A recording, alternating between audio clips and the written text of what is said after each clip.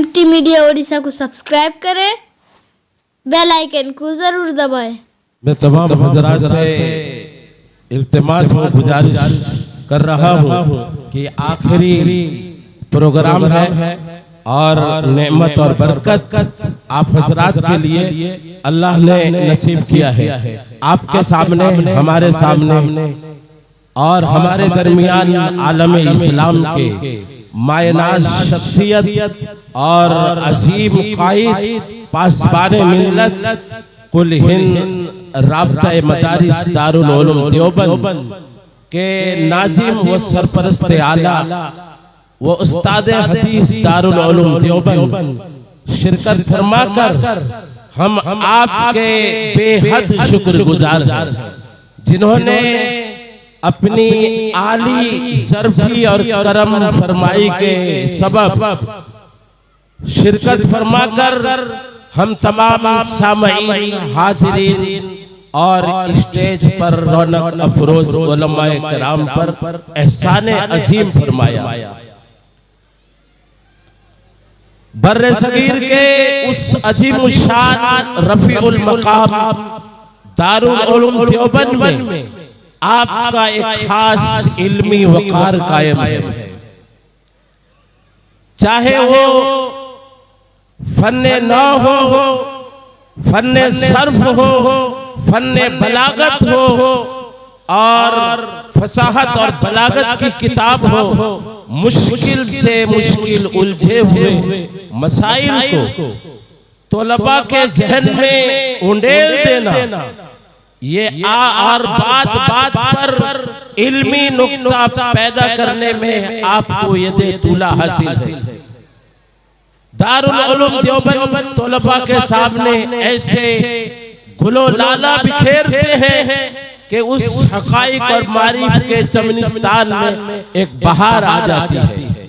वहीं पर हक ताला आपको खास ज़ौक़, ज़ुबानो बयान का खास अंदाज और इफ़हाम व तफ़हीम का एक ऐसा अजीब व गरीब मलका अता फरमाया है, वहीं जिससे सामईन को काफी दलीलों और मिसालों से अहकामे शरीआ के मुअक्कफ को वाज़े फरमा देते हैं। वहीं पर शीनी गुफ्तार, जादू बयान, शगुफ्ता मिजाज, जलालत इल्मी, हलीमुत्तबा, दाना व बीना व तारीख दा, बेमिसाल अतीब व खतीब, जिनके बात का, जिनके खिताब का, जिनके बयान का एक एक जुमला इखलास व मोहब्बत और उम्मत के लिए दर्द व तड़प का एक आईनेदार है। दारुल उलूम देवबंद के मायनाज उस्ताद हिंदुस्तान के किसी भी जगह आपका सफर हो, तमाम के तमाम इल्मी हलकों में आपका खैर मकदम किया जाता है। आपके इस वक्त हिंदुस्तान में हजारों नहीं लाखों अकीदतमंद शागिर्द फैले हुए हैं। आपके स्टेज में कई ऐसे शागिर्द, खास तौर से उड़ीसा के नाज़िम आला जनरल सेक्रेटरी और शेखुल हदीस मुफ्ती नकीबुल अमीन दामत बरकातुहुम भी हजरत के शागिर्द हैं। मैं खुद रहकर खड़ा हूँ, मैं भी इनसे जानवे तलम्मुज़ हासिल किया हूँ और भी बेशुमार ऐसे आपके शागिर्द रशीद यहाँ हैं। हिंदुस्तान के किसी भी जगह जाएं, आपके बेशुमार शागिर्द याफ्ता, फैज़ याफ्ता शागिर्द मिलेंगे। मैं हजरत के दरबार, उनके हुजूर जो वाकई हम सबों के लिए जुबान व अदब के ताज और बादशाह है, बलागत झूमती है जिनके अंदाज़े बयान पर, फसाहत नाज करती है इनके अंदाज़े तकल्लुम पर, जिसके इल्म फन में बड़ी धूमधाम है, महरो फाका खुलूस का वो पेशमाम है। हजरत उस्ताद से बसद एहतराम दरखास्त गुजार हो, तमाम उलमाए किराम की तरफ से भी हजरत तशरीफ लाएं और हम तमाम सामईन को अपनी कीमती और नादिर बातों से नवाजें।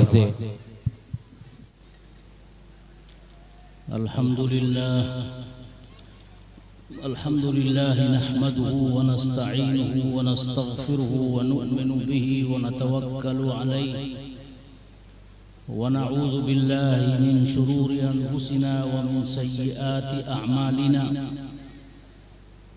मन यहदिहिल्लाहु फला मुज़िल्ल लहु व मन युज़लिल्हु फला हादिय लहु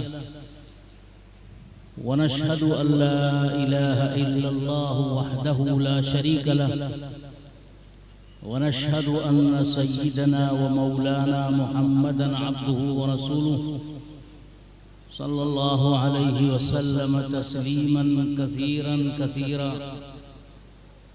अम्मा बाद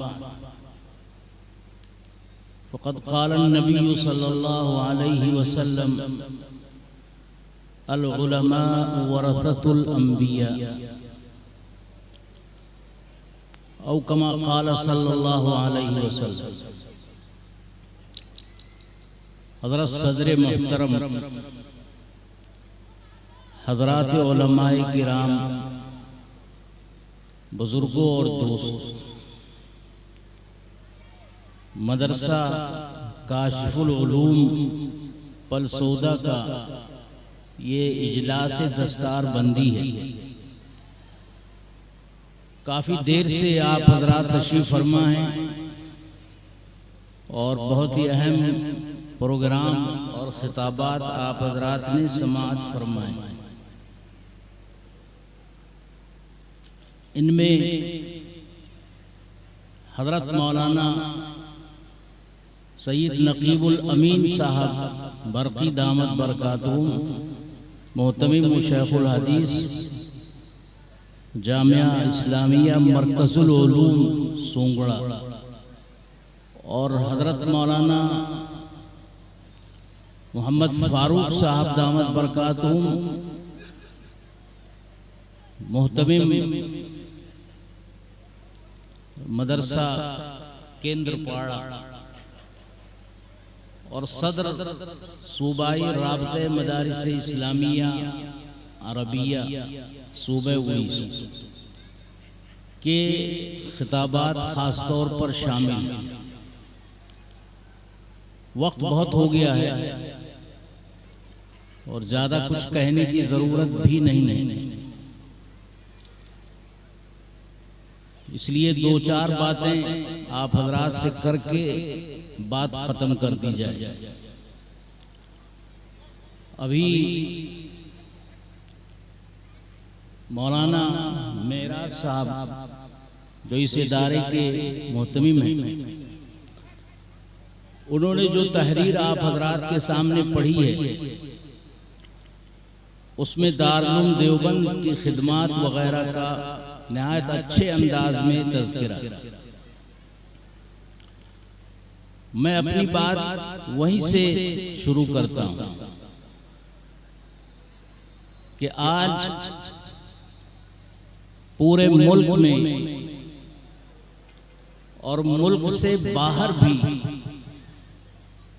जहां कहीं आपको इस्लाम नजर आ रहा है, मुसलमान नजर आ रहे हैं,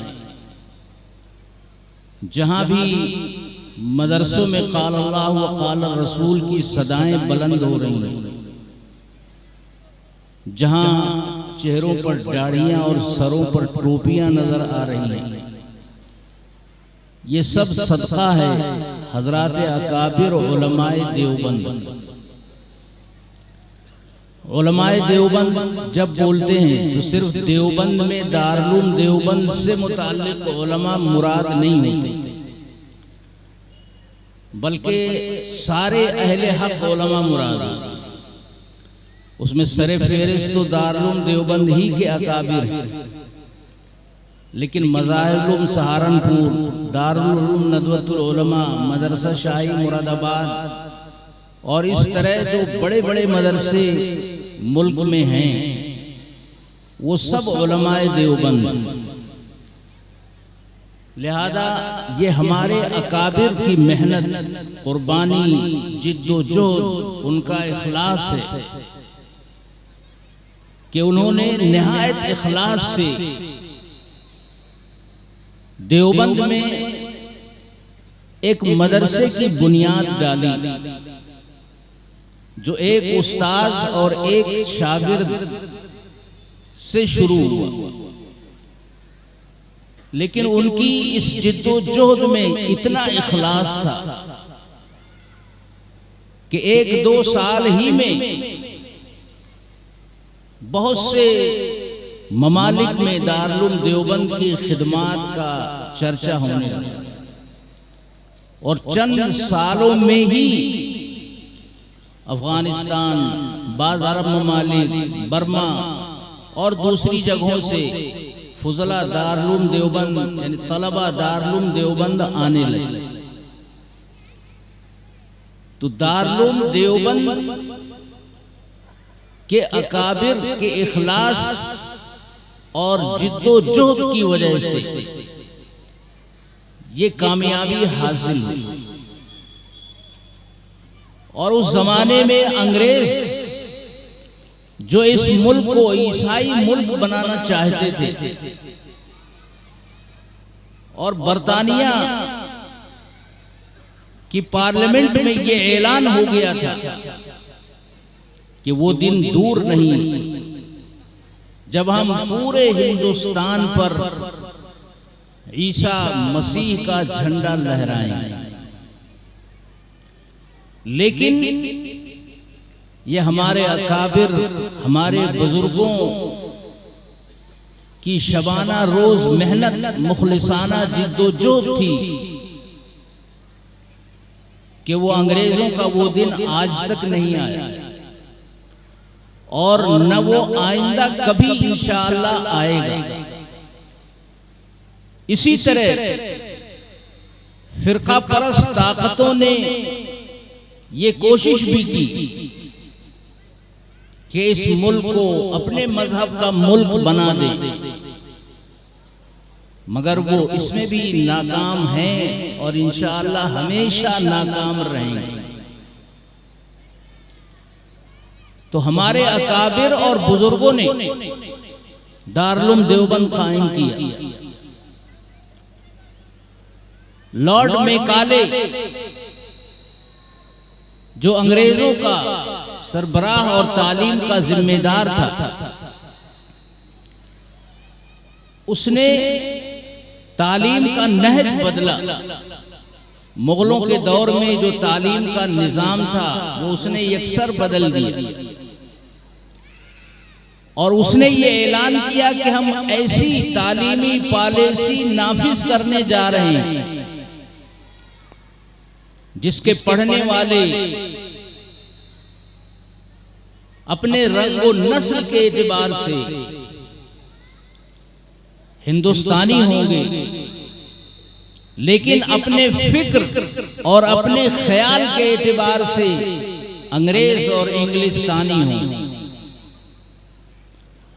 लेकिन हमारे अकाबिर ने ये ऐलान किया कि दारुल देवबंद कायम किया जा रहा है जिसमें पढ़ने वाले लोग हिंदुस्तानी, अफगानी, ईरानी, अरब ममालिक के और मुख्तलिफ और ममालिक के होंगे,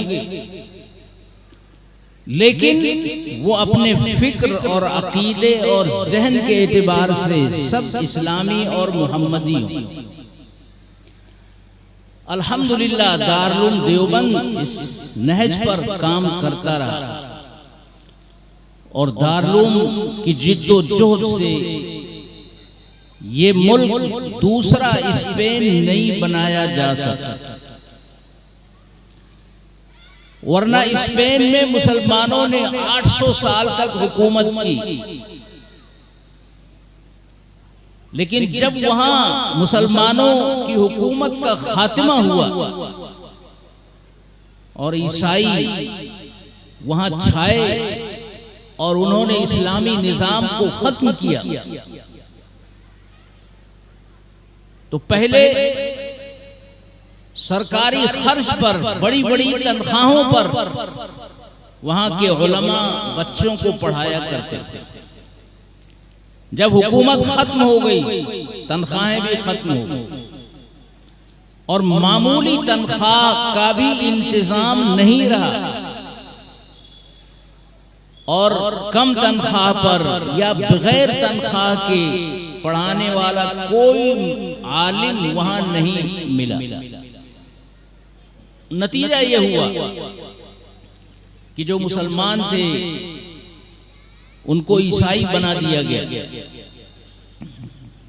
और 50,000 और लाखों मुसलमानों को तहत-ए-तेग किया गया, कत्ल किया गया। लेकिन इस मुल्क में जब यही कहानी और किस्सा दोहराने की कोशिश की गई और अंग्रेजों ने चाहा कि इसको ईसाई मुल्क बना दें, तो उस वक्त हमारे अकाबिर ने देवबंद में जो मदरसा कायम किया उसकी खबर हजरत पीर मोहर अली शाह गोलड़वी ने हजरत हाजी इमदादुल्लाह साहब मुहाजिर मक्की को दी और बाद और हजरात का भी नाम आता और उन्होंने ये कहा कि हजरत दुआ फरमाएं, हमने देवबंद में एक मदरसा कायम किया। तो हजरत ने फरमाया कि माशाअल्लाह, आप कह रहे हैं कि हमने देवबंद में मदरसा कायम किया, आपको पता नहीं कि अल्लाह के नेक बंदों की पेशानियां अल्लाह के दरबार में कितनी गिड़गिड़ाई, रोई, आहुजारी की, अल्लाह से दुआ की कि ऐ अल्लाह, हिंदुस्तान में इस्लाम की हिफाजत और मुसलमानों की हिफाजत का कोई इंतजाम फरमा। ये तो देवबंद की किस्मत है कि ये मदरसा देवबंद में कायम कर दिया।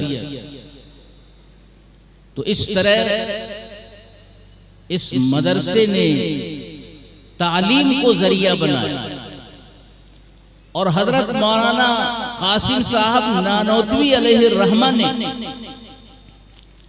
इस मदरसे के लिए 8 उसूल मुकर्रर किए और ये तय किया कि मुसलमान बच्चों की तालीम उलमा के जिम्मे है और उनके वालिदैन और गरीब मुसलमानों से मामूली रकम और चंदा वसूल किया जाए और गरीब मुसलमानों से वो चंदा लिया जाए और उनसे एक एक पैसा जमा करके मुसलमान बच्चों की तालीम का इंतजाम किया जाए।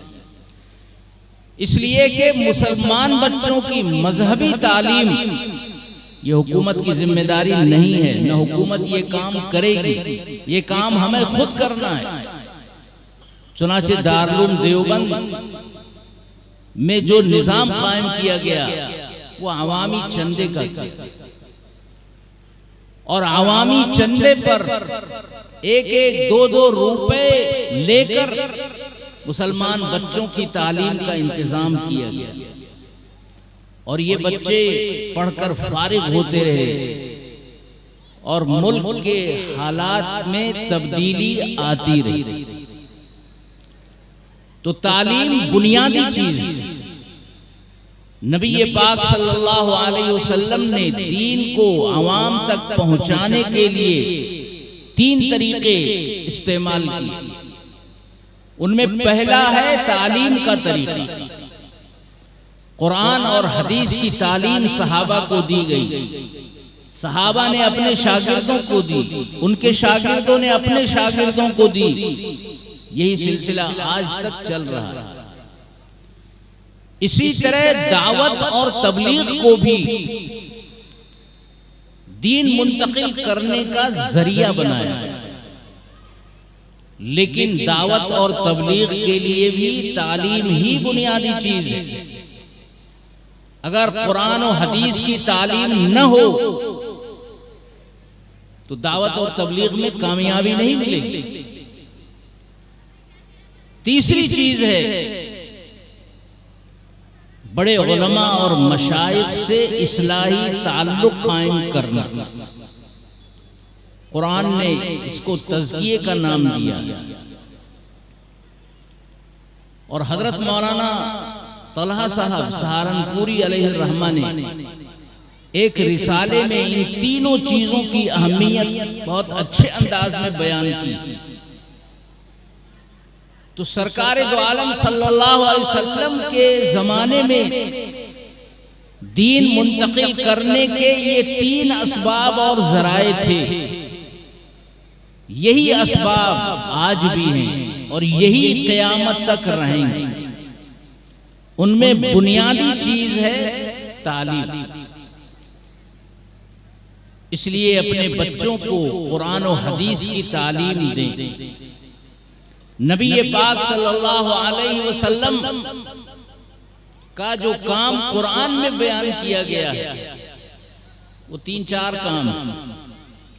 पहला काम है तालीम किताब, कि सरकार दो आलम सल्लल्लाहु अलैहि वसल्लम पर जो कुरान उतरता था वो नबी अकरम सल्लल्लाहु अलैहि वसल्लम की जिम्मेदारी थी कि वो आप सहाबा तक पहुंचाएं, सहाबा को तालीम दें। वो कुरान हुजूर सल्लल्लाहु अलैहि वसल्लम को खुद याद हो जाता था एक दफा सुनने पे। लेकिन शुरू में हुजूर सल्लल्लाहु अलैहि वसल्लम जब हजरत जिब्राइल कुरान पेश करते थे तो उसको फौरन दोहराने लगते थे, पढ़ने लगते थे, कि आपको ये खतरा था कि कहीं कुरान का कोई लफ्ज छूट न जाए। मगर अल्लाह ने कुरान में फरमाया कि ला तुहर्रिक बिही लिसानक लितअजल बिही इन्ना अलैना जमअहु व कुरआन, कि आप अपनी जबान जल्दी जल्दी न चलाएं, कि आप कुरान याद कर लें। कहीं ऐसा ना हो कि कुरान आप की याददाश्त से निकल जाए, आप भूल जाएं। कुरान ने कहा कि इन्ना अलैना जमअहु व कुरआन। अल्लाह फरमाता है कि हमारे जिम्मे है कुरान महफूज कराना और कुरान करीम पढ़वाना। सुम्मा इन्ना अलैना बयाना, और फिर पूरे कुरान की तफसीर अवाम के सामने बयान करना। तो कुरान पढ़ना, कुरान को महफूज रखना, कुरान की तफसीर करना, कुरान पर अमल कराना, कुरान की दावत देना, कुरान करीम के जरिए नसीहत और तबलीग करना, तज़कीर करना, ये सब काम नबी अकरम सल्लल्लाहु अलैहि वसल्लम के। तो जिस तरह कुरान नाजिल हुआ उसी तरह आपने सहाबा के सामने पढ़ा, उसी तरह सहाबाए किराम ने अपने शागिर्दों से सुनाया और पढ़ा, फिर उन शागिर्दों ने इसी तरह अपने शागिर्दों को पढ़ाया, और यही सिलसिला आज तक चल रहा है। तो ये तिलावत आयात। दूसरा काम है तालीम किताब। कुरान करीम में क्या हिदायत है, क्या हुक्म है, क्या मैसेज है, क्या अहकाम है, ये नबी पाक सल्लल्लाहु अलैहि वसल्लम ने सहाबा को बयान किया। इसी तरह से एक काम ये भी है कि दीन के जो भी मसाइल हैं वो सब कुरान और हदीस से निकाले गए। जब कोई सहाबी आकर पूछते थे कि मसलन नमाज के लिए वुजू किस तरह किया जाए, वुजू के लिए क्या क्या चीजें जरूरी हैं, तो कुरान में आयतें देखकर आप उनको बता देते थे। फिर जब कुरान नाजिल होता था तो कुरान से मुताल्लिक कुछ जरूरी बातें अल्लाह ताला हुजूर सल्लल्लाहु अलैहि वसल्लम के दिल में डाल देता था। वो मुख्तलिफ औकात में उस आयत की तफसीर में आप बयान करते। तो कुरान से हदीस से मसाइल निकाल कर उम्मत को बताना, ये जितने मसाइल की बातें हैं, हजारों मसले हैं जो किताबों में मौजूद, ये कुरान और हदीस से निकाले। ये काम सहाबाए किराम ने किया है और सहाबा के बाद उनके शागिर्दों ने भी किया है। सहाबा के शागिर्दों में जिनको ताबई कहा जाता है, हजरत इमाम आजम अबू हनीफा अलैहिर्रहमा भी, इनका एक अपना मदरसा था जिसमें बड़े बड़े मुफ्ती हजरात रहते थे। अब एक आदमी आया, उसने एक मसला पूछा कि मैं नमाज पढ़ रहा था, फला चीज भूल गया मसलन, तो क्या करना चाहिए? तो वो मुफ्ती हजरात गौर करते थे, गौर करके मसला कुरान या हदीस से निकालते थे, और अगर कुरान और हदीस में वो मसला सराहतन नहीं होता था तो इज्तिहाद करते थे, गौर करके कुरान और हदीस से बहरहाल मसला बयान करते थे कि इसी जैसा मसला फला हदीस में है, इसका मतलब यह है कि इसका हुक्म भी यही होगा। इस तरह इमाम आजम अबू हनीफा अलैहिर्रहमा के ये जो 40 बड़े बड़े मुफ्ती थे, वो गौर व फिक्र करके मसला निकालते। फिर इमाम आजम अबू हनीफा अलैहिर्रहमा गौर करते और अपने तलबा के साथ डिस्कस करते थे, मुबाहसा करते थे, और फिर वो रजिस्टर में लिख लिया जाता था। इस तरह इमाम आजम अबू हनीफा अलैहिर्रहमा ने और उनके शागिर्दों ने जो मसले कुरान और हदीस से निकाल कर लिखे, उनकी तादाद 80,000 से ज्यादा उसी वक्त। और बाद में उनके शागिर्दों ने जो और मसाइल बाद में निकाले और लिखे, वो तो लाखों की तादाद में है। तो एक एक आयत से कई कई मसले निकाले जाते थे। एक वाकया ये लिखा गया है कि हजरत इमाम शाफई अलैहिर्रहमा के शागिर्द हैं हजरत इमाम अहमद इब्ने हम्बल। वो इमाम शाफई अलैहिर्रहमा के यहाँ मेहमान हुए। इमाम शाफई ये भी बड़े इमाम हैं, इमाम अहमद इब्ने हम्बल ये भी बड़े इमाम हैं, इमाम मालिक भी बड़े इमाम हैं, और सबसे बड़े इमाम इमाम आजम अबू हनीफा अलैहिर्रहमा। तो इमाम शाफई अलैहिर्रहमा ने अपने घर में कई दिन पहले से सबको बताया कि एक बहुत बड़े इमाम और बुजुर्ग आने वाले, इमाम साहब तशरीफ लाए। कई तरह का खाना उनके लिए तैयार किया गया, बहुत तकल्लुफ के साथ खाना लगाया गया। इमाम शाफी अलैहिर्रहमा, इमाम अहमद इब्ने हम्बल और मेहमान रहे होंगे, वो खाने के लिए बैठे।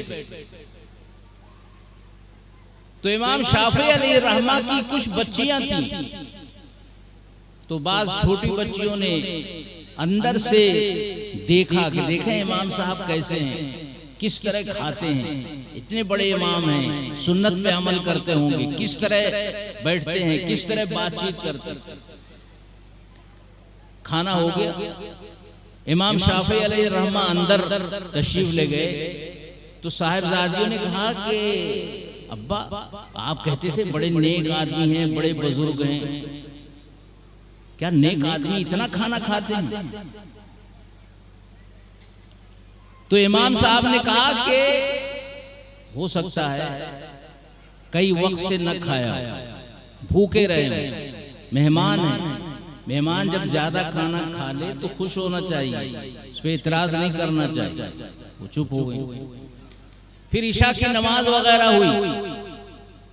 इमाम अहमद इब्ने हम्बल बिस्तर पर चले, उनके लिए पानी रखा गया, तहज्जुद का पानी, कि उठकर तहज्जुद की नमाज पढ़ेंगे, वुजू करेंगे, फिर नमाज तहज्जुद पढ़ेंगे, फिर फजर के लिए जाएंगे। सुबह इमाम अहमद इब्ने हम्बल उठकर मस्जिद चले गए। अब बच्चियों ने जाके देखा तो पानी रखा हुआ। तो वालिद साहब जब आए कहने लगे कि अब्बा जी ऐसा बड़ा इमाम तो हमने नहीं देखा कि सारी रात ये खर्राटे लेके सोते रहे, हमने वुजू का जो पानी रखा था वो वैसे ही रखा हुआ। इसका मतलब यह है कि ये तहज्जुद के लिए उठे ही नहीं, वुजू भी नहीं किया, तहज्जुद भी नहीं पढ़ी, और गजब ये किया कि रात भर सोकर उठे और मस्जिद चले गए। अब इमाम शाफी अलैहिर्रहमान ने इमाम अहमद इब्न हम्बल से कहा कि भाई ये तुम्हारे अंदर ये तब्दीली कैसे आ गई? पहले तो तुम बड़े नेक थे। कहा हजरत क्या बात है? कहा बात ये हुई कि जब तुम आए और खाना तुम्हारे लिए लगाया गया तो हमारी बच्चियों ने देखा कि खाना जो है वो तुमने ज्यादा खाया। उन लोगों ने कहा मुझसे, मैंने कहा भाई थके होंगे, भूखे होंगे, खाने दो, मेहमान जितना खाए अच्छी बात। तो वो कहने लगे हजरत बात ये हुई कि वाकई मैं कई वक्त से भूखा था, और जब ये खाना मैंने आपके दस्तरखान पे देखा तो वो तो अल्लाह वाले थे, वो देखकर अल्लाह वाले खाना देखकर पहचान लेते हैं कि ये हलाल है या हराम है, इसमें नूर है या नहीं है। तो मैंने ये देखा कि खाने में बहुत नूर है, और मैंने ये समझा कि सारी दुनिया में अगर कहीं सबसे ज्यादा हलाल खाना हो सकता है तो वो आपका दस्तरखान, इसलिए मैंने ज्यादा खाना खा लिया। और मैंने सोचा कि अगर ज्यादा खाने की वजह से बाद में परेशानी हुई तो फिर फाका कर लेंगे, एक दो वक्त नहीं खाएं, रोजा रख लेंगे। अब इमाम शाफी बहुत खुश हुए कि चलो, और वो जो आप पानी की बात कर रहे हैं तो हलाल खाना मैंने खाया। बिस्तर पर सोने के लिए गया, उसी वक्त अल्लाह ने कुरान की एक आयत मेरे जहन में डाल दी। बस उस एक आयत में गौर करता रहा, सारी रात यही काम किया मैंने, और एक आयत में गौर करके 100 मसले मैंने निकाले। वो वुजू की आयत है जो कुरान करीम में है, इज़ा कुंतुम इला सलाति फग़सिलू वुजूहकुम अल आयत। अब आप देखें एक आयत में गौर करके 100 मसले निकाले। सुबह हो गई, तहज्जुद का वक्त हो गया, तो नींद आई। जब आदमी सोता है तब वो वुजू टूटता है, और अगर नींद ना आए तो सारी रात अगर बिस्तर पे पड़ा रहे तो नींद नहीं आ रही है तो वुजू भी नहीं टूटे। इसलिए इशा के वुजू से मैंने फजर से पहले तहज्जुद की नमाज पढ़ी, और इशा ही की वुजू से फिर मैंने फजर की नमाज भी पढ़ी। तो एक सच्चा वाकया है। इससे ये मालूम होता है कि एक एक आयत से हमारे बड़े बड़े उलमा ने किस तरह 100 मसले निकाले। हजरत इमाम मोहम्मद अलैहिर्रहमा से किसी ने कहा, हजरत आप सारी रात सोते नहीं, पढ़ते ही रहते, कुछ सो भी लिया कीजिए।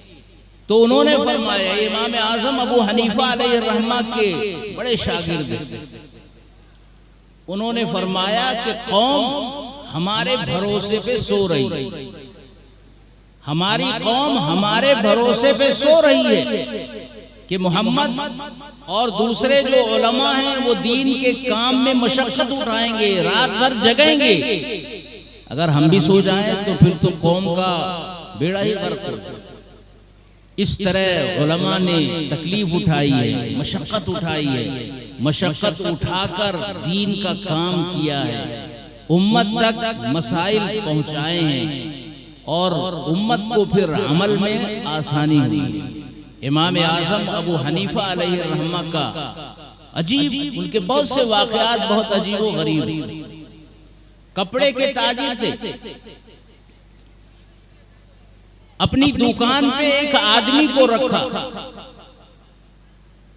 और कहा कि देखो ये सामान देख लो। कपड़े की तिजारत इमाम आज़म करते, और ये उलमा ने लिखा है कि सबसे अच्छी तिजारत कपड़े की, उसके बाद इत्र की। ये मिशकात की एक शरह उसमें लिखा हुआ। तो इमाम आज़म अबू हनीफा अलैहिर्रहमा कपड़े के ताजिर, दुकान पे एक सेल्समैन रखा, उसको कपड़े के थान वगैरह बताए कि ये कपड़ा है, ये इतनी कीमत का है, ये इतनी कीमत का, और एक थान के बारे में बताया कि इसमें ऐब है, अगर कोई ये कपड़ा लेकर जाए तो कीमत इतनी कम है, कम कीमत लेना, पूरी कीमत मत लेना। गए 1-2 दिन के बाद आए, पूछा कि भाई कुछ सामान बिका? उसने कहा हज़रत बहुत बिक गया, और मैंने तो वो कपड़ा भी बेच दिया जिसमें ऐब था। इमाम साहब ने पूछा कि क्या कीमत बताई थी उसकी, कम कीमत ली या पूरी कीमत में बेच दिया? उसने कहा हज़रत ऐब बताएं तो कौन लेगा, मैंने तो कोई ऐब वैब नहीं बताया और पूरी कीमत मैंने ली। तो इमाम आज़म अबू हनीफा अलैहिर्रहमा ने फरमाया कि तू खुद भी गुमराह हुआ और मुझे भी तूने तंग किया, परेशान किया। 1 हफ्ते तक कूफा के बाजारों में ये ऐलान कराया कि हमारी दुकान से कोई आदमी इस तरह कपड़े का थान लेकर गया है, वो लाकर वापस कर दे, अपनी पूरी कीमत ले ले। मगर वो कोई देहात का या दूर का आदमी था। 1 हफ्ते तक ऐलान के बाद भी वो नहीं आया, और बाज़ किताबों में लिखा है कि वो बहुत आला किस्म का कपड़ा था, और एक थान की कीमत 20 या 30 हजार लिखी है। इतने पैसे थे, 1 पैसा उसमें से इमाम साहब ने इस्तेमाल नहीं किया, सब सदका कर। तो ये हमारे उलमा हैं, ये बुजुर्ग हैं, दीन की खातिर इन्होंने तकलीफें उठाई हैं, हलाल खाने का एहतमाम किया है। एक चीज ये भी है कि हलाल खाना जरूरी है। लोग ये समझते हैं कि बस नमाज पढ़ लिया तो अल्लाह पे बड़ा एहसान कर दिया, बड़े दीनदार बन गए। अगर हज कर लिया तो ये और बड़ी दीनदारी का ठप्पा लग गया। कुछ ज़कात दे दी तो बड़े खुश हैं, ये सब ठीक है, अच्छी बात है, लेकिन दीन सिर्फ नमाज का नाम नहीं है, सिर्फ रोजे का नाम नहीं है, सिर्फ हज का नाम नहीं है, सिर्फ पढ़ने पढ़ाने का नाम नहीं है, सिर्फ जमात में जाने का नाम नहीं है। दीन ये सब है, मगर इसके साथ हमारा कारोबार हलाल हो, ये भी जरूरी है। हलाल कारोबार करें, हलाल तिजारत करें, जायज सौदा करें। अगर ताजिर हलाल कारोबार कर रहा है तो उसकी बड़ी फजीलत है। हुजूर अकरम सल्लल्लाहु अलैहि वसल्लम ने फरमाया कि अत्ताजिरु सदूकुल अमीन युहशरु मअल अंबियाई वस्सिद्दीकीन वशुहदाई वस्सालिहीन, कि सच्चा और अमानतदार ताजिर क़यामत में अंबिया के साथ उठाया जाएगा, सिद्दीकीन के साथ उठाया जाएगा, शुहदा के साथ उठाया जाएगा, सालिहीन के साथ उठाया जाएगा। क़यामत में जब लोग कब्र से उठकर जाएंगे तो वहां ग्रुप बना दिया जाएगा, जैसे दुनिया के ग्रुप होते हैं कि ये फलां लोगों का ग्रुप है, ये फलां ताजिरों का ग्रुप है, ये काश्तकारों का ग्रुप है, ये दुकानदारों का ग्रुप है। ऐसे ही वहाँ ग्रुप होंगे, अंबिया की जमात होगी, सिद्दीकीन की होगी, शुहदा की होगी, सालिहीन की होगी, नेक लोग इनके साथ होंगे। बाकी शराबियों की भी जमात होगी, चोरों की भी जमात होगी, डाकुओं की भी जमात होगी। जो बदकिरदार लोग होंगे वो इन लोगों के साथ जाएंगे। इनकी जमात देखकर लोग अंदाजा कर लेंगे कि ये दुनियादार थे, इन्होंने कोई दीन का काम नहीं किया। तो अगर तिजारत सच्ची है तो सच्ची तिजारत का बदला ये है कि जन्नत में जाना यकीनी है और अंबिया, सिद्दीकीन, शुहदा, सुलहा के साथ जाए। लेकिन अगर तिजारत गड़बड़ है, अगर हलाल कमाई नहीं है, सूदी कारोबार है, नाजायज कारोबार है, पार्टनर को ठगने का कारोबार है, दूसरे की जमीन हड़पने की बात है, तो फरमाया कि अत्तुज्जारु युहशरून यौमल क़ियामति फुज्जारा, ताजिर क़यामत में फाजिर, बदकार, गुनहगार बनाकर उठाए जाएंगे। तो दीन में हलाल रोजी भी जरूरी है, हलाल कमाई भी जरूरी है। इसी के साथ खुद भी आदमी दीनी तालीम हासिल करे, अपने बच्चों और बच्चियों को भी दीनी तालीम सिखाए। तो तालीम तो दोनों जरूरी है, दुनियावी तालीम भी जरूरी है, दीनी तालीम भी जरूरी है। कुछ लोग अपने बच्चों को दुनियावी तालीम दे देते हैं, दीन की तालीम नहीं दे पाते। इसलिए दीन की तालीम की अहमियत उलमा ज्यादा बयान करते हैं, मगर दोनों तालीम जरूरी है। अगर असरी तालीम नहीं है, अंग्रेजी तालीम नहीं है, तो दुनिया में जिंदगी गुजारना फिर मुश्किल हो जाएगा। और अगर दीनी तालीम नहीं है तो आदमी डॉक्टर होगा, प्रोफेसर होगा, इंजीनियर होगा, साइंटिस्ट होगा, मगर मुसलमान नहीं होगा। इसलिए एक आदमी अगर डॉक्टर हो तो वो मुसलमान भी हो, अगर साइंटिस्ट है तो वो नमाजी भी हो, अगर कोई भी डिग्री होल्डर है, डिग्री लेने वाला है, तो वो अंबिया को भी जानता हो, सहाबा को भी पहचानता हो, माँ बाप का भी हक जानता हो। तो ये मदरसे हैं जिनके जरिए दीन पहले भी फैला है, आइंदा भी इंशाअल्लाह फैलता रहेगा। अपने बच्चों को मदरसों में दाखिल करें, अपनी बच्चियों को, छोटी बच्चियों को भी मदरसों में, मकतबों में भेजें और बड़ी बच्चियों के दीनी तालीम का घर में इंतजाम करें, असरी तालीम का भी अपने बच्चों के लिए इंतजाम करें। और इसी के साथ ये भी जरूरी है कि अपने बच्चों और बच्चियों की निगरानी भी करें, क्योंकि माहौल बहुत खराब हो रहा है और हमारा जो दुश्मन है वो हमारे इज्जत, हमारे ईमान सब पे डाका डालने का इरादा किए बैठा है। वो चाहते हैं कि मुसलमानों को दीन से फेर दिया जाए, ईमान से फेर दिया जाए, इनकी बहु बेटियों की इज्जत पे हमला किया जाए।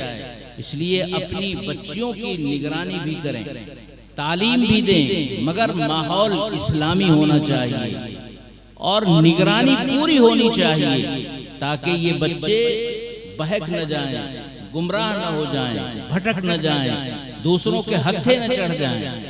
तो मदारिस की अहमियत है। आप हजरात इन मदरसों की मदद करें और अपने बच्चों की ऐसी तरबियत कर जाएं कि वो भी मदरसों से, उलमा से, बुजुर्गों से, असातिज़ा से, अहले हक लोगों से वाबस्ता रहें, जुड़े रहें। अल्लाह तबारक व तआला हम सबको दीन की बातों पे अमल की तौफीक अता फरमाए। व आखिर दावाना अनिल हम्दुलिल्लाहि रब्बिल आलमीन।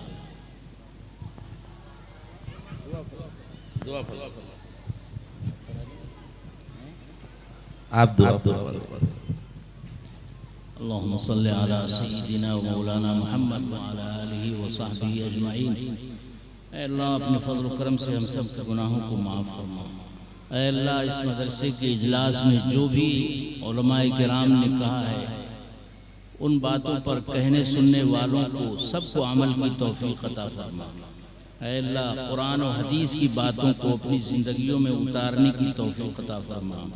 ऐ अल्लाह हमारे घरों में दीनी माहौल पैदा फरमा, हमारे बड़ों में दीन पैदा फरमा, बच्चों में दीन पैदा फरमा, ख़वातीन में दीन से मोहब्बत पैदा फरमा, दीन के लिए, इल्म के लिए खर्च करने की, कुर्बानी देने की तौफीक अता फरमा। ऐ अल्लाह सरकार दो आलम सल्लल्लाहु अलैहि वसल्लम की सुन्नतों से मोहब्बत पैदा फरमा, आपकी सीरत से मोहब्बत पैदा फरमा, आपके सहाबाए किराम से मोहब्बत पैदा फरमा, आपके अहले हक उलमा से मोहब्बत पैदा फरमा। ऐ अल्लाह गरीबों और मिस्कीनों की मोहब्बत हमारे अंदर पैदा फरमा। ऐ अल्लाह मोहताज और बेकस लोगों की मोहब्बत पैदा फरमा। ऐ अल्लाह बच्चों पर, ख़वातीन पर, ऐ अल्लाह जो भी ज्यादती होती रही है, अल्लाह उसको ख़त्म करने की सबको तौफीक अता फरमा। औरतों का हक अदा करने की तौफीक अता फरमा, बच्चों के हुकूक अदा करने की तौफीक अता फरमा। ऐ अल्लाह हम सब में इस्तिक़ामत पैदा फरमा, हमें मदरसों से मोहब्बत पैदा फरमा, सरकार दो आलम सल्लल्लाहु अलैहि वसल्लम की सुन्नतों से मोहब्बत पैदा फरमा। ऐ अल्लाह दारुल देवबंद की हिफाजत फरमा, इस मदरसे की हिफाजत फरमा, मदरसा मज़ाहिरुल की हिफाजत फरमा, मदरसा दारुल नदवा की हिफाजत फरमा, मदरसा शाही और दूसरे तमाम मदारिस की हिफाजत फरमा।